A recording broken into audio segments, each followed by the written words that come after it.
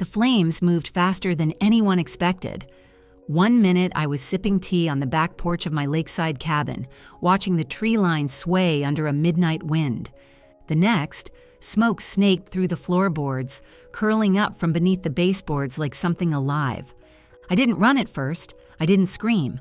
I moved deliberately, habitually, toward the kitchen fire extinguisher, already knowing it wouldn't help. This wasn't an accident. The fire didn't start in the kitchen. It had come from below, the crawl space. By the time I grabbed my keys and phone, the hallway was blocked. The bedroom was gone. The front door was glowing hot to the touch, paint bubbling under the heat. I had 2 options, the window or the lake. I chose the woods. I don't remember the exact path I took. I remember the sting of branches slashing across my arms, the pounding of blood in my ears, the way my lungs screamed from smoke and fear. Somewhere in the chaos, I dropped my phone. Somewhere else, I lost my grip on consciousness. The cabin burned to the ground in 13 minutes. The fire department found no one inside, just melted metal, scorched stone, and the faint smell of gasoline. My car was still in the driveway. My purse, what was left of it, was discovered near the back steps. A neighbor claimed they saw me go in that night but never come out. The official report was filed the next day. Probable electrical fire. 1 presumed fatality. Ava Cole, 34th marketing consultant. No known enemies. Wrong on all counts. The headlines followed, of course. Local woman feared dead in late-night cabin fire. Mysterious tragedy rocks small town. No body found. Family devastated.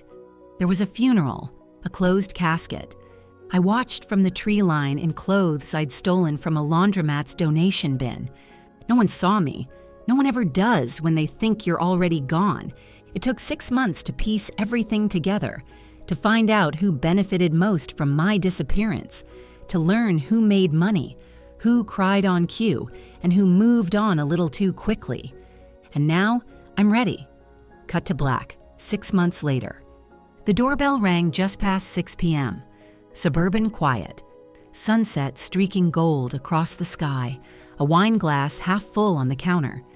Emily opened the door in a linen cardigan and bare feet, still wearing her soft post-work makeup, the kind she never wore in high school, but learned to master sometime after becoming someone's wife. She looked like peace, until she saw me. The glass slipped from her hand and shattered on the tile, the wine spreading like blood across the entryway.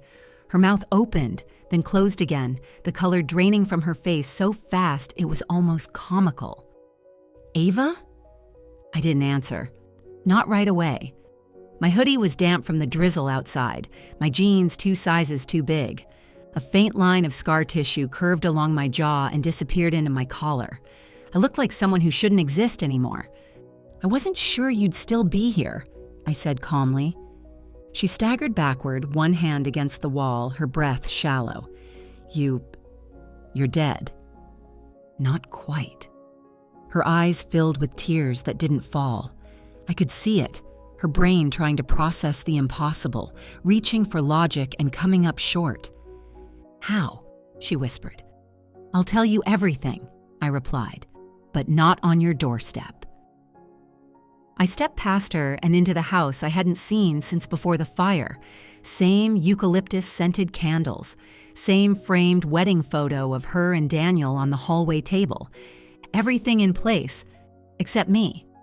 Emily didn't move to stop me. I didn't expect her to. She finally closed the door. The lock clicked, soft and sharp. I buried you, she whispered behind me. I stood there. I gave the eulogy.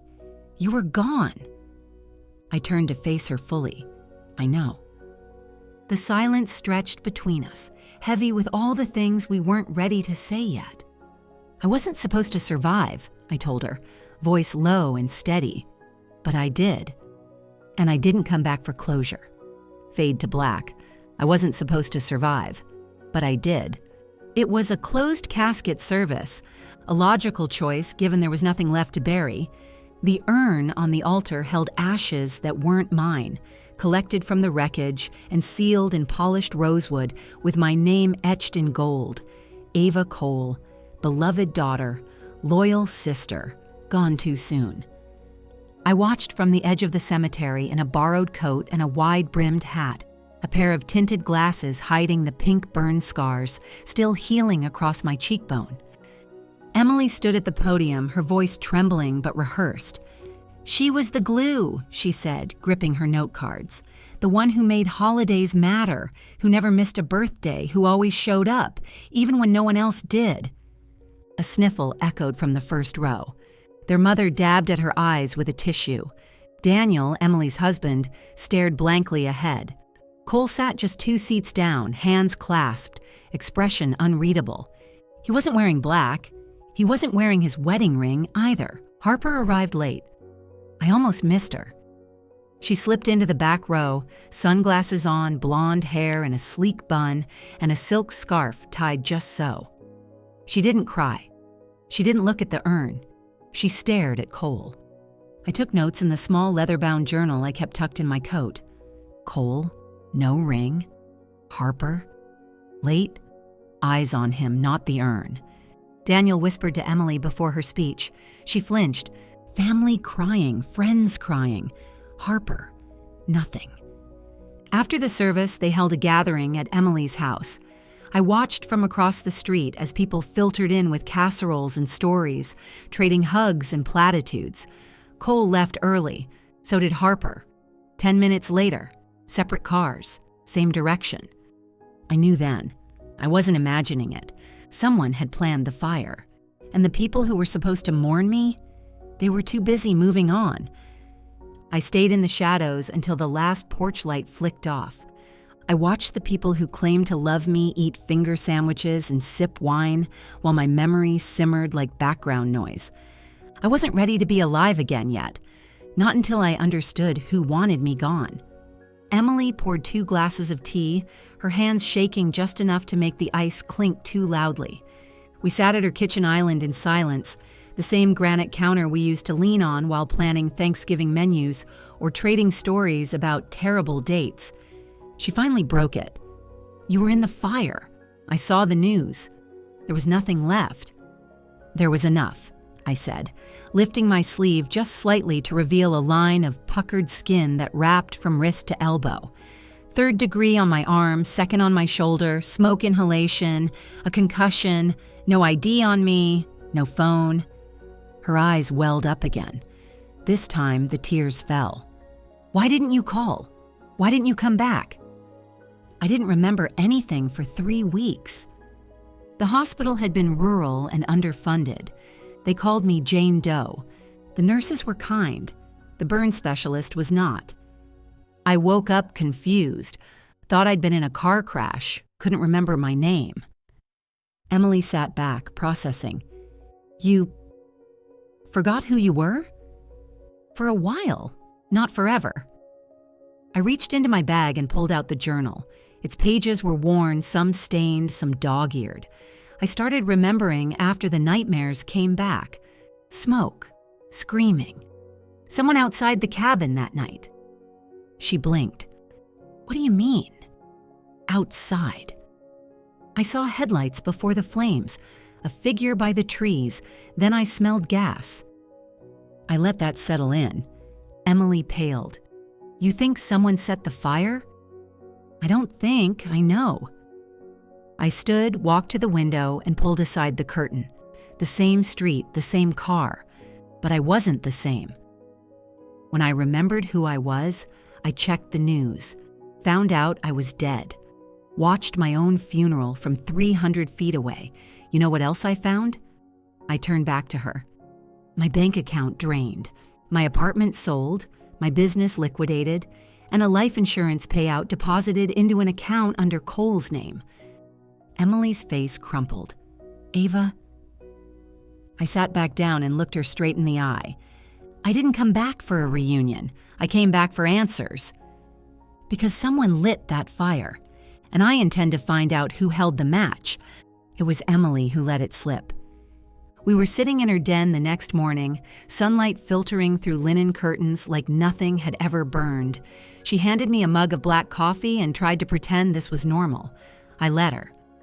"I filed for a copy of the death certificate a week after the fire," she said, eyes fixed on the mug in her hands, "just to get closure, but by the time I got it, everything was already being handled."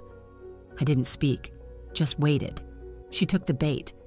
The insurance company had already issued the payout. It was fast, too fast. I tilted my head.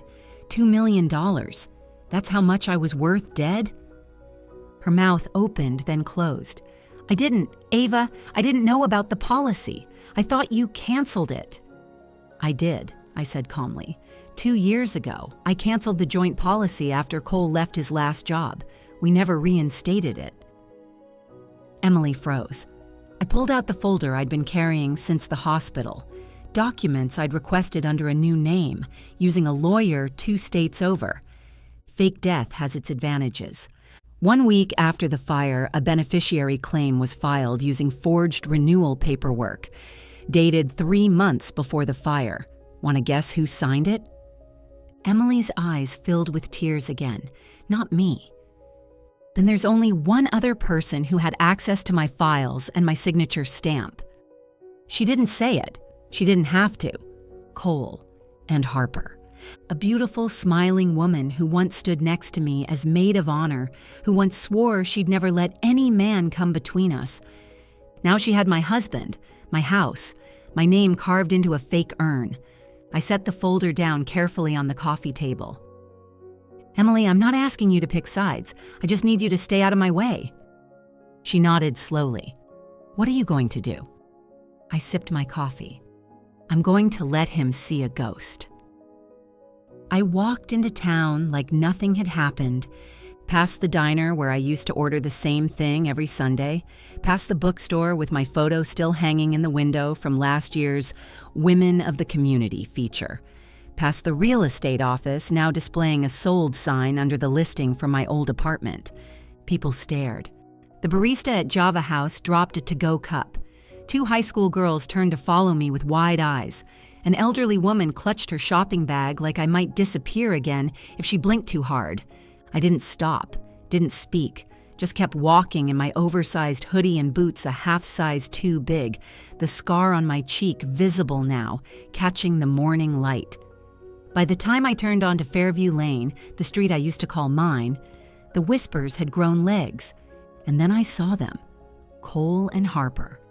They were standing in the front yard of what used to be my home, laughing at something on her phone. He wore the same gray pullover I'd bought him 2 Christmases ago. She wore my smile. When Cole looked up, his face went white. Harper followed his gaze and staggered back a step like she'd seen something supernatural. Maybe she had. "Ava." Cole's voice cracked in a way I'd never heard before. I blinked, tilted my head. "Do I know you?" Harper's mouth opened, but nothing came out. "I'm sorry," I added, softer now. "I've been told I'm not dead, but I'm still working out the details." Cole looked like he might faint. Harper reached for his arm and missed. We thought you..." he started. "I know," I said. "You buried me. Had a whole ceremony and everything." They just stared. I let the silence stretch, long and uncomfortable. Let them squirm. "I don't remember everything," I added, letting my gaze settle on Harper, her designer blouse too pristine, her wedding ring too new. But I remember enough. Then I turned, slowly, calmly, and walked away. Let them wonder how much I knew. Let them panic, because I was just getting started. The fire department report was 9 pages long and filled with words meant to sound final. Probable cause, faulty wiring, no signs of forced entry, victim presumed deceased due to evidence of personal belongings and timeline of events. But buried beneath the boilerplate language were gaps. I read it 3 times before noticing the first one. Page 4 claimed the blaze originated in the electrical panel, despite photographs showing it untouched, charred only by external spread. The real damage had started under the back porch, near the crawl space access I rarely used. No photos of the gas can I'd stored there. No mention of the broken padlock. Someone wanted this fire to look accidental. I took a trip to the impound lot where what was left of my car had been stored. It wasn't easy convincing the clerk to let me see it. "Family of the deceased," I said smoothly, trying to make peace. What remained of my Subaru looked like a rusted skeleton, but the tires were intact, mostly. Enough to notice the front left had been slashed, not melted, cut, a precise clean slice. I made a note in my journal, "Car disabled." Fire started from outside, evidence left vague on purpose. They wanted me still, trapped, dead, but the universe had other plans.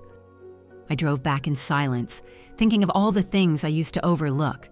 The way Cole had insisted on helping with the cabin repairs 2 weeks before. The way Harper had asked if I'd be using my car to drive back after that weekend, like she needed to know. It wasn't a spark that burned my life down. It was a plan, and someone executed it perfectly, almost. My old apartment was a yoga studio now. The awning still held my name in faded lettering, Ava Cole, brand strategy, but inside was pastel wallpaper and a receptionist who blinked at me like I was a memory. "I'm sorry," she said. "Are you looking for someone?" "No," I replied. "Just passing through." My business had been sold off in pieces, the name quietly retired. No press release, no tribute, just deleted. They'd erased me with such clinical precision I almost had to admire it. I walked through town in silence, passing faces that once waved to me without hesitation. Now they paused, uncertain. Some smiled carefully, others looked away. Dead women don't run errands. Dead women don't buy coffee. Emily tried to explain it. "There was just so much grief, Ava. People didn't know what to do except move on." She meant well, but the truth was simpler. It was easier for everyone when I was gone. I stayed in a rented room above a bookstore, anonymous and quiet. At night, I read through old contracts, banking records, legal filings. Cole had power of attorney for exactly 10 days, just long enough to authorize the business sale. Harper's name appeared on the buyer's LLC. They split the profit, and now someone wanted to make sure I didn't reclaim what they stole. The first message came 2 days after I visited the house. No return address. Typed. Taped to my door. Stay gone. Dead is better. The second came folded inside a newspaper on the bench outside Java House. Don't ruin what's been settled. No fingerprints. No witnesses. Just enough to unsettle. I didn't flinch. I filed both away. If they were scared enough to threaten me, it meant I was getting close. Someone was watching, but they'd made one crucial mistake. They thought surviving the fire was the hardest part. They had no idea who they were dealing with now. The bank manager recognized me but didn't say anything. He blinked once, clearly startled, then masked it with a polite smile as I handed him the claim paperwork. My ID, newly reissued, matched the signature on the safe deposit record, but the digital log told a different story. "There was activity on your box 2 days after the fire," he said carefully, "but I'm sure you—" "I was presumed dead," I interrupted. "So no, it wasn't me." He hesitated. "It was accessed by a proxy, Harper Lowell." Of course it was. She'd accompanied me to that very branch when I opened the box 4 years ago, back when we still exchanged birthday cards and shared bottles of wine after bad dates. She knew what was in there. My passport, backup contracts, my original life insurance documents, and a notarized letter revoking Cole as my emergency contact. Now the letter was gone. So was the policy paperwork. In their place? Nothing. I thanked the manager and walked out without another word. My hands didn't shake. My voice didn't waver. I already knew what I needed to do next. Harper answered the door with a smile so tight it could have snapped. She didn't invite me in, and I didn't wait for her to. "I know you were at the bank," I said simply. 2 days after the fire, you used my name to access my safe deposit box." Her mouth opened, closed. She looked down the hallway behind her, like waiting for backup. "You were dead," she finally said. "Everyone thought you were dead." So you stole my documents? Erased the record of Cole's removal as my beneficiary? I didn't steal anything, she said, voice rising. I was trying to protect your legacy, make sure your affairs were handled. She flinched. That was the moment I saw it. The crack beneath her composure. Not guilt, panic. I know what you took, I said, and I know why. But you weren't working alone. Something flickered in her expression. She didn't deny it. She didn't have to. Because Harper wasn't the one who started the fire. She was just the one who made sure there'd be nothing left to salvage afterward. I remembered the camera on a Thursday morning, brushing my teeth at the bookstore rental when the mirror fogged just right. The cabin's porch had an old smart home camera, part of a system I'd installed during a string of break-ins the year before. I'd linked it to a cloud account I hadn't touched in months. The password came back slowly. Muscle memory. When the login screen finally opened, there were 79 flagged clips from that night. I watched the first few without breathing. The fire didn't start inside. That much was obvious. The infrared caught motion behind the cabin at 1:27 a.m. A figure stepping into the shadows, tall, familiar posture, black hoodie, hands in pockets. Clip 38 is where everything shifts. The figure walks toward the crawlspace door carrying something, a small canister in one hand, a cloth in the other. Clip 40 shows a flash. Clip 42 shows flames blooming across the edge of the frame. Clip 43 shows him turning toward the camera. Not directly, not enough for facial recognition, but enough for me to know. Cole. Even in grainy resolution, I'd know that silhouette anywhere. The slight limp from his old soccer injury, the way he flicked his wrist when he walked. I'd watched him move through life for nearly a decade. You don't forget the shape of a man who once swore to love you. I played it 3 times, then downloaded every clip to a flash drive and locked it in the bottom of my suitcase. The footage wouldn't hold up in court on its own, but it didn't have to. Not yet. Not while the pieces were still falling into place. The gas, the slashed tire, the erased paperwork, the insurance payout, the late-night glances between him and Harper. He lit the match. She made sure the will was rewritten before the smoke cleared. They didn't expect me to survive. They certainly didn't expect me to remember. But I did, and now I had proof. All I had to do was wait for the right moment to strike. Because people like Cole always think they're smarter, always think they're in control, until they find out they were on camera the whole time. Detective Monroe answered on the 3rd ring. Monroe. It's Ava Cole, I said calmly. Not dead and not done. Silence. Then a soft curse. I knew it, she muttered. That case never sat right with me, but the department closed it before I could dig deeper. Said there was no body, no crime. You were a ghost with no one asking the right questions. Well, I said, I'm asking now. We met the next morning in a parking lot near the state line, neutral territory. She wore plain clothes, her badge tucked in a messenger bag beside a manila folder. I kept copies, she said, sliding it across the table. Photos, fire maps, initial statements. I wasn't ready to let it go. The first pages were familiar. Burn patterns, survivor reports. But the deeper I went, the worse it got. Cole never filed a missing persons report. Harper gave a statement 2 days after the fire that contradicted her timeline. Claimed I told her I was staying at the cabin all weekend alone, even though she'd texted me earlier that same day to ask if I was in town. They'd built their alibi on smoke and timing, nothing more. Emily joined us later that evening. She looked pale, drained, and like she hadn't slept since I'd shown up on her doorstep. I pulled Cole's financials, she said quietly, handing over a USB drive, back when I still believed he might be innocent. Just wanted to understand. The spreadsheet was damning. 2 large deposits hit his account within 3 days of the insurance payout.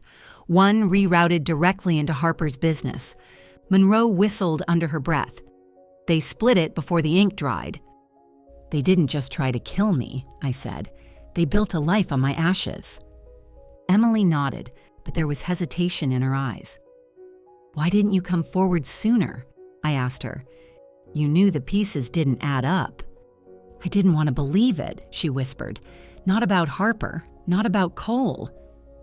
I watched her carefully. Her help had been invaluable, but trust? Trust was something I no longer gave away, not even to blood. The guest list was hand-picked: Cole, Harper, Emily, and 2 old friends from town invited as cover, neutral faces to blur the tension. I rented a private dining space under the pretense of a welcome back dinner, a small celebration of survival, complete with champagne and candlelight.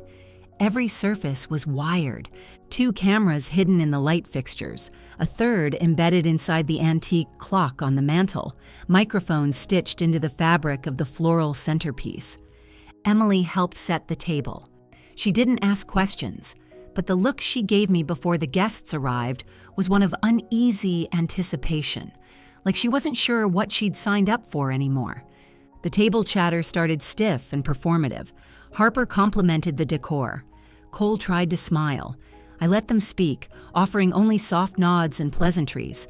Let them believe they were in control. Then I poured the wine. "To new beginnings," I said. Harper raised her glass too fast. Cole hesitated. "You're surprisingly calm," he said, "for someone who's just come back from the dead." "Maybe I've learned that grief is a better teacher than fear," I replied, watching him over the rim of my glass. Emily shifted beside me. The room quieted under the weight of what wasn't being said. "I've been piecing things together," I said lightly. "The fire, the insurance, the missing documents." Harper went rigid. Cole's smile faded. "I don't remember everything," I added, voice quiet. "But flashes come back. Gasoline, a broken lock, someone standing outside." "You're imagining things," Cole said quickly. "No," I said. "I'm remembering them." The silence snapped like a stretched wire. Harper dropped her fork. Cole's fingers tightened around his wine glass. "You were supposed to be at the conference that weekend," Harper blurted. "You weren't supposed to—" She stopped. Too late. Cole turned to her. "What the hell are you doing?" I didn't mean... I told you not to say anything."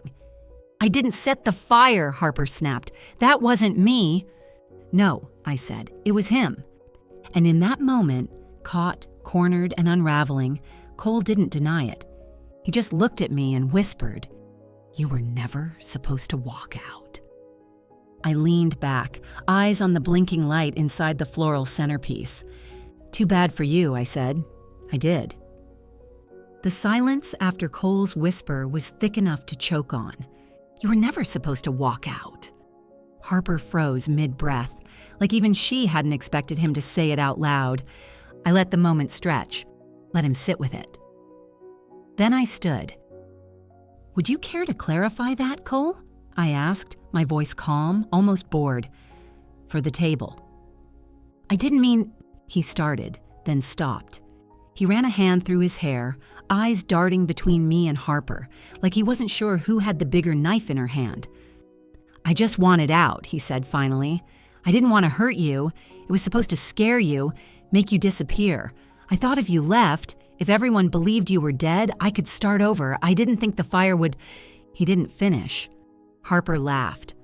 Cold. Shaky. Too loud. "You're unbelievable," she said. "He acts like it was all a mistake, like I just tripped and set a house on fire." Cole turned to her sharply. "You—" "Don't even try it," Harper snapped. "You wanted her out. I made it happen. You begged me to talk her into selling the business, remember? You said she was suffocating you, that she'd never give you what you deserved." I didn't move, just listened, collected every word. "She refused," Harper continued, voice rising. "You said we had to take control. I waited until I knew she'd be up there alone. I thought I'd just scare her into leaving for good, maybe burn a few papers. I didn't think she'd—" "Get trapped?" I said softly. Harper looked at me, eyes wide. "You weren't supposed to be there that night. I swear, I thought you'd left. But then it went too fast. The fire spread before I could." From the hallway, a voice spoke. "You've said enough." Detective Monroe stepped through the side door, phone in hand. The red light blinked steadily. "Everything's been recorded," she said. "Every word admissible." Cole's face crumpled. Harper backed toward the door. Monroe reached for her badge. "You're both under arrest." I sat back down. Dinner was over. The mugshots hit the news the next morning. Local woman presumed dead uncovers plot outsmarts killers.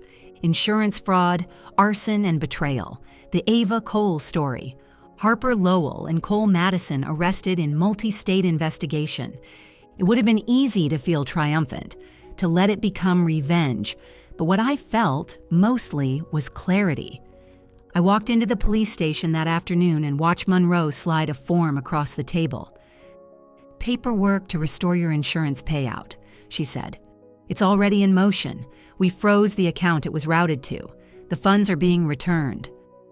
I nodded once. "Thank you." She paused. "You could press for more. Civil charges, emotional damages, business restitution." "I will," I said simply, "but not today." That night, I sat alone in the bookstore apartment and watched the news cycle unfold. Photos of me, before and after. Footage from the fire. Harper in handcuffs, eyes downcast. Cole being escorted out of a courthouse, lips tight, wearing the same jacket I once bought him for his birthday. Comment sections flooded with speculation, sympathy, judgment. I always thought Harper was shady. "This woman's a legend. Plot twist of the year. Can you believe she survived?" People who hadn't texted me in years suddenly couldn't believe what happened. Reporters emailed for interviews. Podcasts wanted the exclusive. I declined them all. Some stories aren't for public consumption. Emily stopped by the next morning with coffee and a cautious smile. She sat beside me and didn't speak for a while. "I'm sorry," she said eventually, "for not seeing it, for not doing more." "You did enough," I replied. "You helped when it counted." She looked down at her cup. "Do you think they'd have done it if the fire hadn't gotten out of control?" I didn't answer. Some questions only have ugly answers. Later that week, I took a walk through the lot where my cabin used to stand. Nothing remained but ash-stained stones and brittle soil. But the air was clear, and for the first time in 6 months, so was my mind. They tried to write my ending in smoke and silence. Instead, I'm building a beginning from everything they left behind. The road to the cabin wasn't even on most maps anymore. Years of fallen branches and wind erosion had turned it into little more than a trail of gravel and memory, but I knew every bend, every tree, every silence. I parked where the driveway used to be and stepped out onto the clearing that once held my life. The foundation remained, blackened concrete and warped nails, half swallowed by ash and moss. The earth smelled like rain and old smoke, familiar, but no longer haunting. I walked slowly, hands in the pockets of my coat. In one, a box of matches. In the other, the last remnants of what they left behind, burned pages of old contracts, a melted keychain, a piece of the door frame I'd salvaged before demolition crews arrived. I built a small fire in the center of the ruined foundation. No gasoline, no accelerant, just wood, ash, and what needed to be let go. I watched the flames catch, soft and slow. I watched the last of what they tried to destroy turn to heat and light. Then I stood back. There was no fear this time. No chaos. No one standing in the trees with a can of fuel and a borrowed grudge. Just me, choosing what stays and what goes. The sun began to rise behind the pines, casting long shadows across the clearing. I stepped into its light, voice steady, movements calm. They thought the fire ended me. The flames crackled behind me, quiet but alive, controlled, contained. But some things don't burn. I didn't look back, not once. I walked toward the road, toward the future I built piece by piece while they plotted my erasure. The sunrise stretched wide across the horizon, gold and new. My shadow followed me, long and sure. No longer hidden, no longer hunted. They rise. This story was brutal, but this story on the right-hand side is even more insane.